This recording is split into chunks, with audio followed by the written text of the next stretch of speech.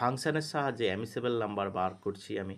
এই def amicable m, n sum equal to 0, sum 1 equal to 0 for I in range 1, n if n modulus I double equal to 0, sum equal to sum plus I।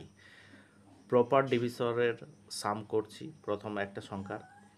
এরপরে for j in range 1, m if m modulus j double equal to 0, sum 1 equal to sum 1 plus j আরেকটা সংখ্যার proper divisor sum করছি।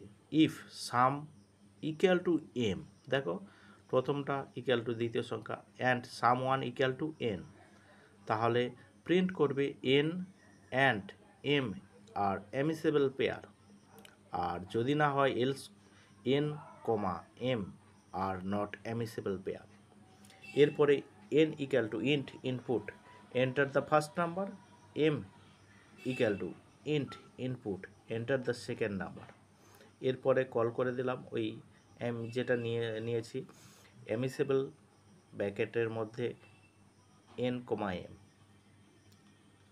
ঠিক আছে। এবারে আমি run করি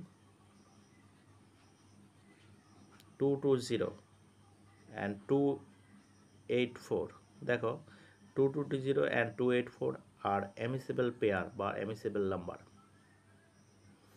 আর একটা সংখ্যা দিচ্ছি 320, 284 are not amicable pair or number. দেখে নাও ভালো করে প্রোগ্রামটাকে। এটা হচ্ছে অ্যামিসেবল পেয়ার এর ফাংশন ব্যবহার করে একটা প্রোগ্রাম।